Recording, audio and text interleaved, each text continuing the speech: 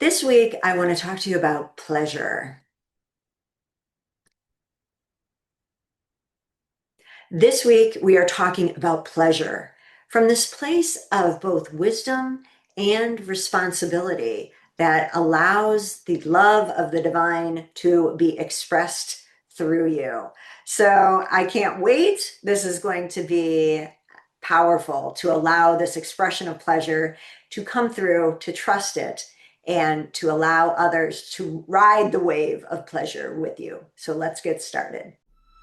Welcome to the I'm Perfectly Divine podcast, a place for the strong, sensitive, spiritual seeker to recognize the perfection of your human journey as a pathway to remembering your divinity.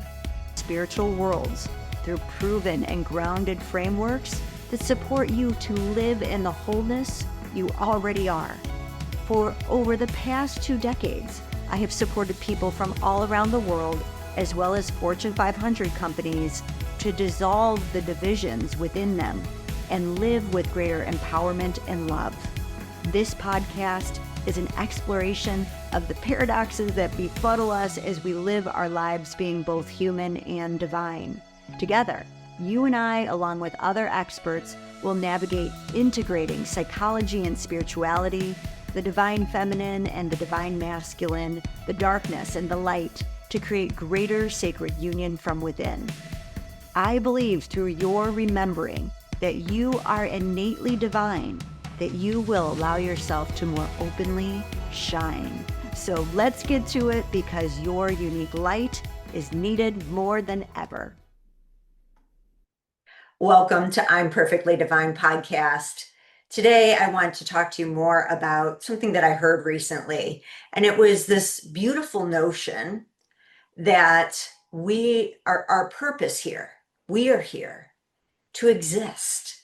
And I thought there was such a beauty and simplicity to that.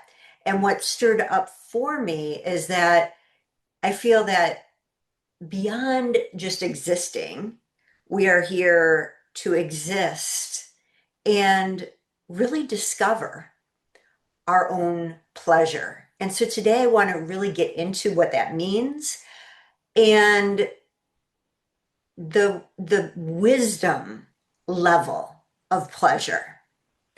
And I think this is really going to guide us as to how to expand our existence in this state of pleasure. Because again, when I heard that, like our purpose is just here to exist. And I agree with that, because in our existing, we can know ourselves more, and we really are meant to know and remember our wisdom and our power. And why I think the add-on of pleasure is so important in that sense of existence is because we are being guided all the time to not just exist, but continue to expand. And so when we're just existing, it feels like we're just surviving, right? And certainly we can be in that state and we will learn from that state. I think we are built, literally built for pleasure, like in our senses, in what we're meant to experience, because it is so heart opening, because our pleasure is the way when it's done with this wisdom framework. And again, I'm going to share more about what that means. So I was interested in this sense of pleasure and pleasing. And it turns out that both come from the same Latin root, placere. And so it means to please or give pleasure. Now, this is going to be really important as I discuss living from this place of pleasure. So again, plaisir means to please or give pleasure. And we're going to see how these are really tied into one another. So what's different about this wisdom way of existing with pleasure is that it's not the ego's way. And so the ego is always searching for pleasure in the external. And certainly as humans, there is a gift that we are in this external framework to be able to receive with our senses from it. But the ego is always coming from fear and lack. So the ego is going to say, I need more and more and more, when really that is a lie. It's a complete lie. So I think the ego convinces us, if I just lived my life on a beach or a yacht, or we live for that next trip, all that travel, and that's going to bring me pleasure. And again, it can. But our ego can say, if that's my life, now I'm living the most pleasurable life. And so what's interesting about that is that it's again, it's just not true, because what I have found is that we need to have some sort of meaning. So, and I lived this. There was a time when I was a teacher and I would have the summers off. And I was in my 20s and I would be at the beach and I'd be rollerblading and, what seemed like living my best summer experience, right? And at times it was, but at other times it got boring to do that all the time and it got lonely. So it's like there is pleasure into being able to have these experiences where we don't have anything to do and we can just relax. And yet, if that is all that there is to our life, suddenly the beach gets really boring, right? And so it's really seeking that wisdom pleasure that is going to bring us a natural state of balance that's always guiding us to what really is expansive to us in the moment. And so this is going to require of us to, first of all, allow ourselves to be in the moment. And that's such an interesting part of pleasure, is that when we are seeking pleasure from our hearts, it's guiding us to go within. And to go within is going to require us to slow down, to know what actually feels good and right, when it feels good and right, and when it doesn't, and how the same activity, when overdone, no longer feels good and right. It has the courage to be able to speak when it is good and right and when it isn't, and the vulnerability of putting ourselves out there in our truth to own what feels good and right for us, and that how in one moment it may and then in another moment it doesn't, and that is our truth. And so it really is requiring us to own who we are. And that is such a beauty. And there's a learning curve to being able to allow ourselves that, to take a risk towards that. So, again, back to my teaching days, I remember a time when I was with all my students, and I don't know if it was towards the end of the year and we were outside or it was the end of a field trip. But what I remember is that I took these kids, and where I taught was in the inner city. These kids did not have much of anything. They were really struggling for the basics, and most were on food stamps, and life circumstances. They had a lot of life circumstances that made life challenging. And yet, here they were in this moment in so much joy because they were doing double Dutch jump rope. And I could see, I mean, it was just so cool. Like they were just so in beat and so in harmony. And I was watching it, and my head was kind of going with the motions because I really, really wanted to jump in. And one of my students even said to me, at the time, it was my maiden name. They said, Miss Toten, go in there, get in there.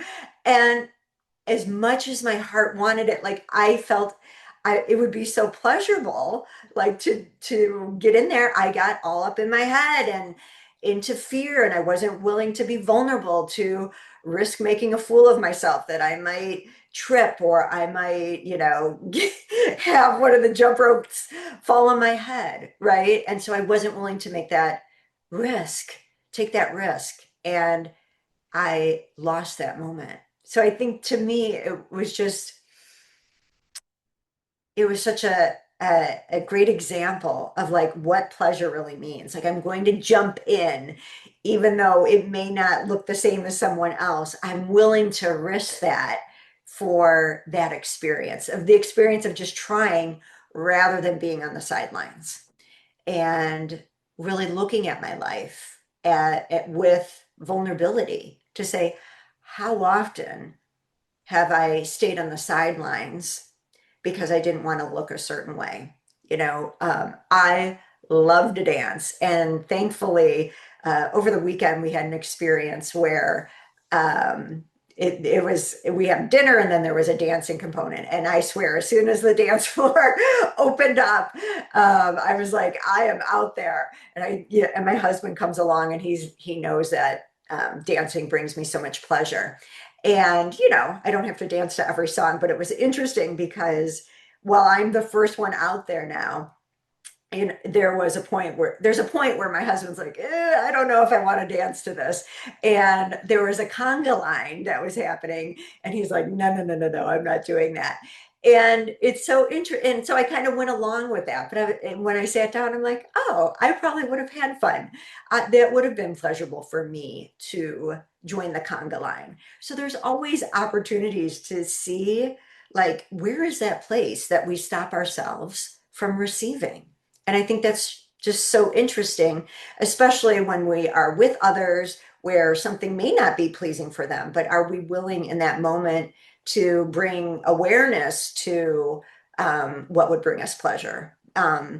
And there is no right or wrong. At the same time, my the heels that I was wearing said there might be pleasure being in a seat in that moment as well. So it's not like things are lost, but I think it just gives us a sense of curiosity of where do we stop ourselves from being able to receive, because that's what's so interesting to me about pleasure. It is both a giving and a receiving. And what I want to discuss is when we find ourselves limiting ourselves from pleasure or just not feeling it, what can we do?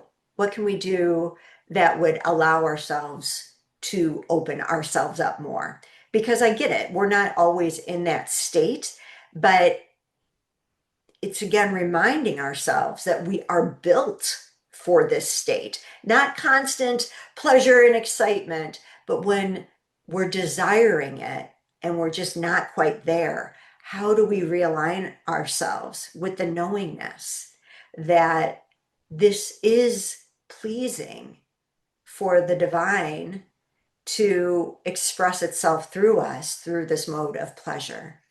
And being curious, am I stopping myself in some way from being able to receive this? So, one of the first and most crucial aspects of this is truly allowing ourselves down, to slow down and be aware of what is around us, what we have already been given, and to allow our senses to take over rather than our mind. And so, in slowing down, our senses can start to be aware of anything and everything around us that is pleasing. And I think I've talked about this on a previous podcast. Like, we hopefully have built our environments and built our home in a way that has things that are aesthetically pleasing to us because they help us remember. They help us remember beauty and joy and nature and the gift and wisdom in nature. Like, there is pleasure in that. Like, if we can take in a plant, a tree, a flower, and its innate wisdom to grow as its expression of self, not forcing it, just that innate trusting in divine timing. Like, that can be extremely pleasurable for those of us who have a human mind that likes to push us and try to force things to happen, right? There can be this pleasure by just letting ourselves take a step back and rest and relax and know with certainty that just as that piece of grass was created to grow in its fullest expression, so are you. And so, yes, there's innate wisdom guiding you and what you need to do to step forward, but it's never from that I've got to overproduce to prove place. And so, this is where that stepping back can be huge so that you can start to experience truly the divine in everything and experience it with awe, with wonder, with joy. I mean, really everything. It is nature to me, but it's also like sometimes I look at a truck going by and that business, logo on there, and I'm like, wow, someone created that. Someone was inspired to create that solution for somebody, and that solution is making someone's life easier or better, and they trusted in themselves and just like the whole journey it was for someone to get there. So this is what I mean, like it's just there, but we have to be able to come out of our own narratives and what's happening in our lives and what's taking us out of pleasure, to have the courage to perceive our life differently. Same life, same circumstances, but what our focus on is more in the expansive nature of life. And that expansive nature and opening up to that is not just how we open up our hearts, but we're opening ourselves up to the field of potential in which all things are created. And this is creative energy that helps us get out of old narratives that we have outworn, let's face it, right? So it is a great, great gift to be able to take in what is in front of us from this lens of the above that the divine then incarnates into the physical realm. I mean, it's just really powerful to witness and to see all the examples around us, because then we're like, well, we are a part of this, and it helps us access that energy, that potential, that field. And again, we've got to be able to be with the feeling of it, to pause and be in the awe of what is around us and in nature. All right, number 2 is to give, to just give, not with some, ulterior motive. It's just, I'm going to give because, just like in the Latin root, placer, pleasure is both in receiving and in giving. There's something pleasing to both. And I think sometimes we get into our minds of like, this has got to be a huge thing.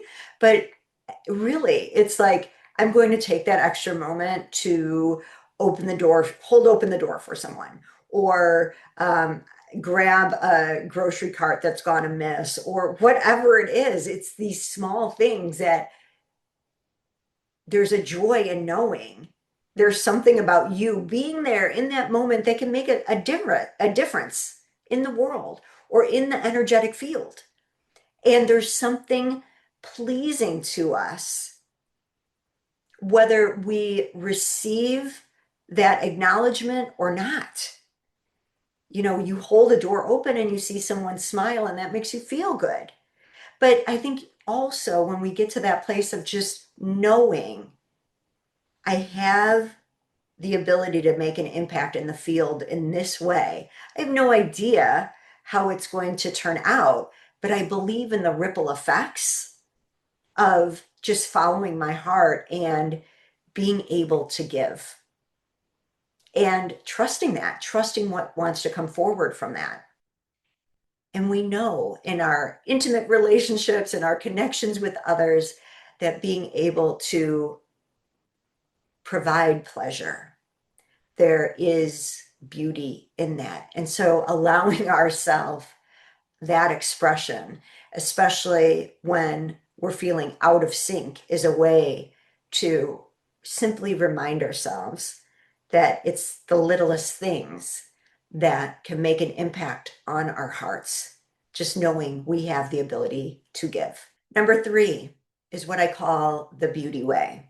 And what is the beauty way?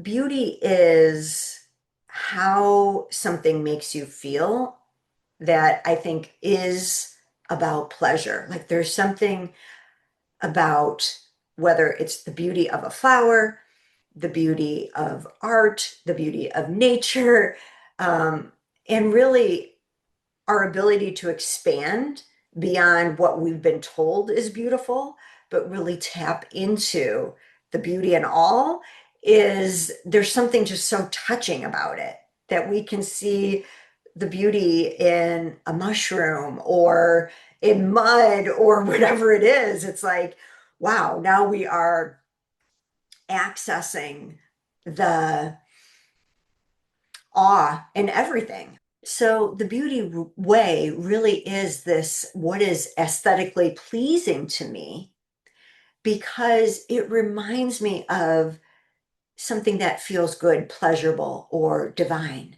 And the aesthetics aren't just, it doesn't mean that it's just surfacey, right? Like there's sacred geometry, there are symbols and expressions in frequencies that we receive through color, through symbols, through shapes.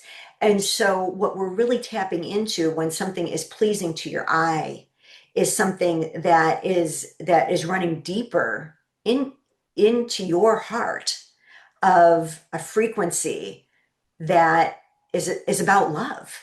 And so for me, I love to dress in a way that is for me, my own beauty way. I love wearing dresses and I love just my clothing and jewelry as an expression of what pleases me. And so literally like I wear dresses around the house and no one might see me, not even my husband, but for me I am tapping into the frequency of the beauty way. And that is a frequency of color. Like right now, what I have on is more like rainbow. It's alchemical goddess. It is an integration of all color frequencies that are bringing me joy, but sometimes it's a certain color that I want to tap into that's connected to one of the chakras. And it's being able to say, yeah, there's a part of my essence that feels like expressing myself in that way.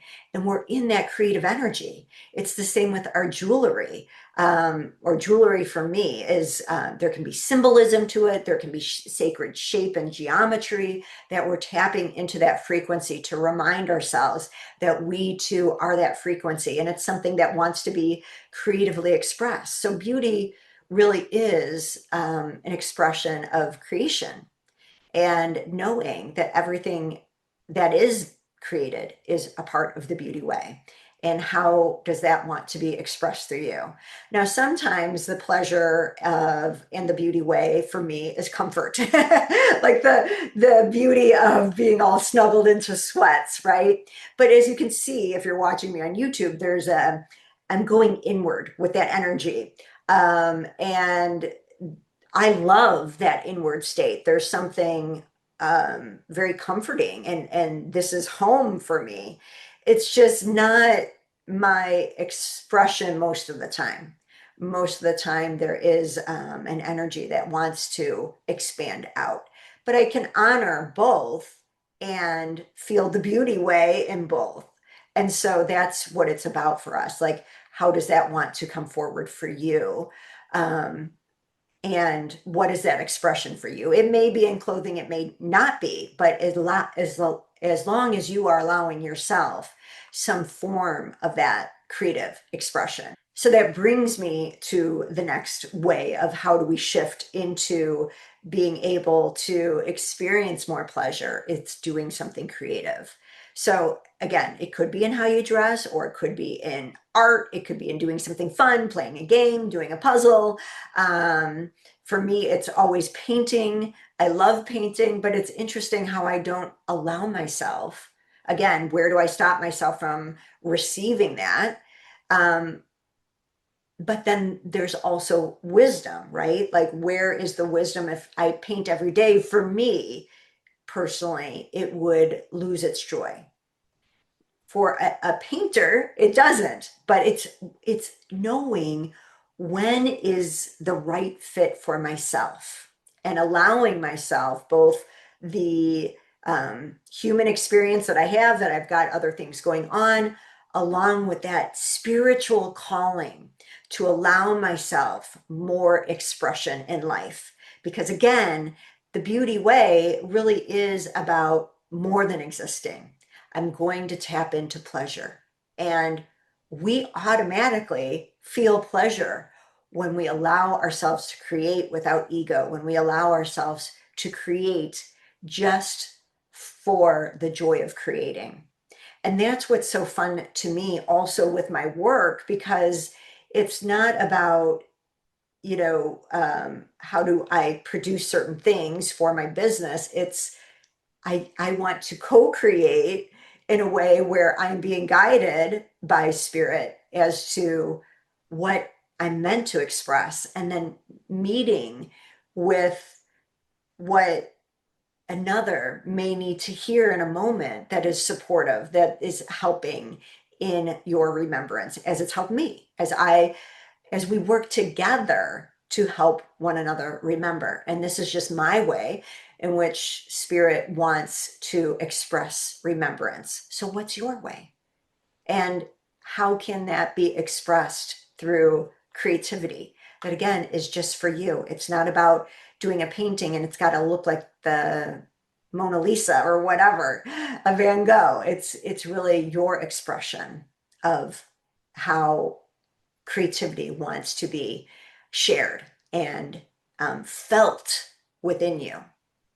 And then lastly, what I'll say is it's perfectly beautiful to ride the waves of joy of another person.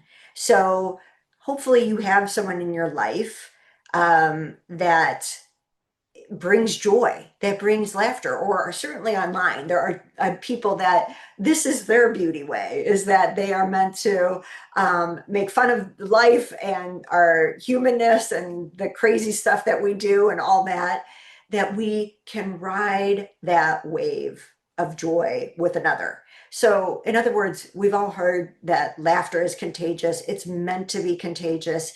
It's meant to shift us from one state to another, to help us forget about the narratives that we're caught in the moment, and help us remember that there's another way of looking at life or another aspect of life that we can jump onto that wave and surf it out with another. And so that's the beauty of allowing ourselves to receive that, and it just reminds me that we all make fun of my husband, who loves to tell quote unquote dad jokes.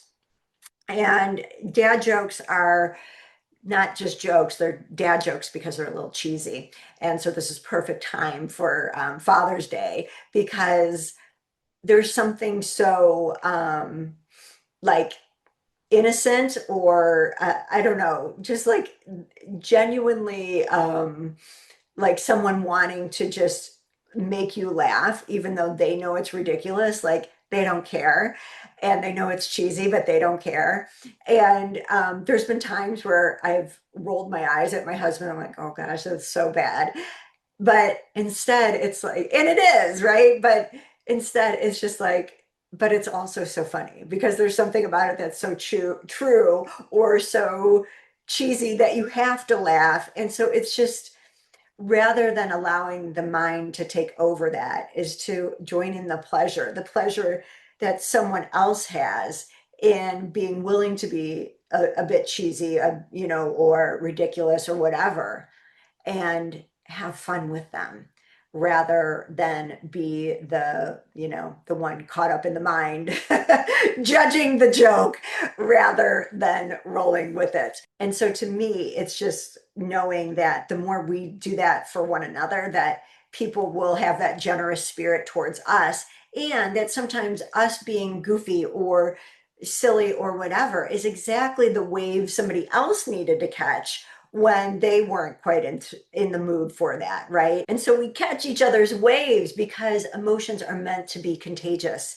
especially the ones that feel good to one another. And so we got to allow that for ourselves and one another by being able to catch the waves of joy when we see them in another, when we see that spark in another, and you're not feeling it, rather than be like, woe is me, is like, that spark is a spark of the divine being playful through them to remind us of the spark that is also within us, because it's the same spark that we are all made from. And their spark is meant to ignite your spark and allow that flame of joy, of creation, of creativity to flourish again. So here's what I know: you were born to be an expression of the divine. And the divine enjoys pleasure because the divine built us in this human form to physically be able to embody and know pleasure in a way that is beyond our minds knowing.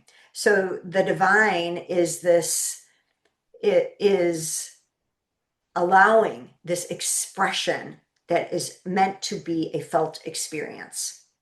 And so the thing with pleasure and what makes something truly pleasurable is that it's held with wisdom. We have been given both to know pleasure without wisdom and to know pleasure with wisdom, right? So here's the thing: there's certain forms of spirituality and certainly religion that can say pleasure is a downfall, right? That it's something that we can't trust because they that expression of pleasure is not pleasure with wisdom. But we have been built to know both when something feels good and when something starts to feel bad. And we have to use our wisdom in order to guide us to the perfect balance for us, to what is in alignment for us. And so that means that we have taste buds that tell us, yes, this is something that tastes so good and it's so pleasurable, as well as a gut and stomach with its own experience that will tell us if that pleasure has become too much. And this is how we get to know ourselves, because we know that maybe we can handle, a scoop of ice cream. But if we do the whole container of ice cream, that makes us sick. So it's the same thing. We are given these senses to know ourselves and what is good and right for us, and to be able to tune into that with wisdom. And that's how we allow ourselves pleasure in a way that is authentically right for us. And that's why that when we step into pleasure and really being true to ourselves with our pleasure, there is both a wisdom and responsibility to it, because we have to be able to know when pleasure turns to pain. And that line for us, where this is no longer working, where this no longer feels right, and listen to that. So there's a difference, right, between when we are eating something and it's truly pleasurable and when we turn to certain foods to numb out, because we associate that food with pleasure, thinking that's going to be the route to get us there. But instead, it just numbs us away from what we're truly experiencing. And sometimes our path to remembering our pleasure is to being willing to look at what isn't working so that we know what will work for us. And that's part of the responsibility piece. Otherwise, we keep repeating the same mistakes over and over, thinking, well, I've gotten pleasure that way, but we don't take in the boundary with that. And so that's why there's a both and, that we have to be able to be willing to listen to both, that this feels good, that there's something amazing about this, and when it becomes too much, when it no longer works for me, and hold both with care and responsibility and love for ourselves and what is truly right for you as an individual that may differ than others. And so what I know is that when you are willing to step into life beyond existing and receive pleasure in a way that truly honors you, is that not only will you be receiving it, but you will be giving it. And you will be met with the divine wanting to please you as well. And remember, pleasing is pleasurable for you. And so if pleasing another pleases us, just imagine how freaking pleasurable it is for the divine to please you. Because we are an expression of the divine. We have this just this inkling of how pleasurable it is when we please another, that when it's truly coming from our heart. Imagine the divine's pleasure in being able to please you in what is right for you and your heart. And so to get there, you have to know, first of all, with boundaries, with wisdom, with responsibility, what truly is pleasing to you, and try to align yourself, or be willing to have the courage, the vulnerability, and the wisdom to align yourself with that, which will require boundaries and self-trust and being willing to both receive and give. And that in doing that, you are claiming, I am worthy of pleasure. Like, we have to be willing to claim that and know that we are this treasure of pleasure that was created in a unique way, that only you can be an expression of the divine. Like, that's why we all have such, quirky, weird, fun sense of humor, right? That quirkiness in each one is like the divine's, like, little twinkle in the eye of like how much pleasure there can be in the world, right? It's like there's so many different varieties because each version has a way that will catch the wave for somebody else and have that ripple effect for another, that allows us to keep riding these waves that, again, I think are just a wink of the eye of the divine, of the playfulness that is available to all of us. So it's knowing the divine wants to please you because you are part of the divine, and pleasing you is pleasurable to the divine, which is why your most fullest expression of you will please you and is yours to claim and live. And it's just knowing that this can be expressed in small and big ways. It's just about remembering and allowing through the love, the wisdom, the creativity, the joy. And so we want to be able to do this, especially now in a world where we see suffering, and especially when we see suffering expansive or expanding, because this isn't spiritual bypassing. It's being able to work with a different level of consciousness that created the suffering. And so we are holding the suffering while also holding that we are a part of a creative, expansive field, and owning our power, especially if you aren't personally experiencing the suffering. It is through you being able to go into a more expansive field that will ultimately be the one that is going to create a different level of consciousness to change suffering for all. So in other words, we're not going to be able to work through suffering in the same consciousness that created the suffering. So we want to be able, first of all, to be able to recognize the pleasure, the gifts, the treasures in the present moment. So it's not, I feel pleasure when something external about my circumstances change. It's, I'm receiving pleasure now, despite what is happening in the external. So the practice that you're actually doing is that especially when circumstances aren't how you want them to be, is by going into the field of potential, you're accessing greater creative potential and wisdom, and knowing and practicing with that in order to shift your lens in which you're seeing your own life so that you can do it for greater problems within the world. And this is a practice where you are able to shift your emotional state and your mind and how you're perceiving in order to allow for more possibilities to come through. So it's still being able to be in the suffering and take actions that alleviate the suffering. We have to be able to take a stand, vote, do the things, and step into the potential of creations that will dismantle our own suffering and others. And ultimately, this is what the practice is for and about, but so that we can expand this and again have that ripple effect. And the thing is, when you own this within you, when you allow that energy to shift you, you are saying and proclaiming that this is available to all, that this is our birthright.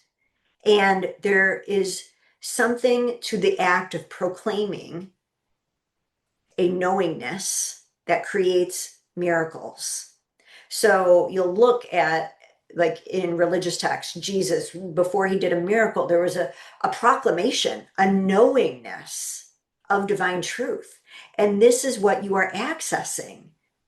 The expansive possibility that you are practicing, proclaiming within you, within your life, even when things around you aren't working how your mind thought they should, and yet you are finding the potential of what this means for you in a way where you can take responsibility to create more expansiveness in your life, and then in doing so, support others to do the same or remind others of their potential to be able to do the same. So where I will leave us is supporting you to claim in your heart your potential. And one of the easiest ways you can do this is with I am statements, because that I am energy is aligning you with how I look at the divine, which is this I am energy, that we are all part of I am and the highest expression of I am. And so am I going to be my narrative, or am I going to be more of an expression of the divine? And so here's some I am statements that can support you. I am part of the divine who seeks to be pleased through me.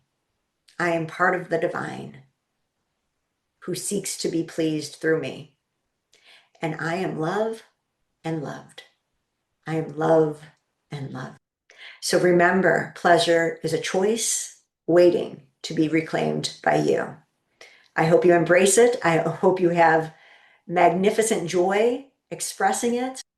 And what I'll say is, if you're disappointed that I didn't get into more of the pleasure around our sexuality and sensuality, well, it's because it deserves its own podcast episode. So stay tuned. I have much more to share on this topic. So until next time, there's nothing to fix.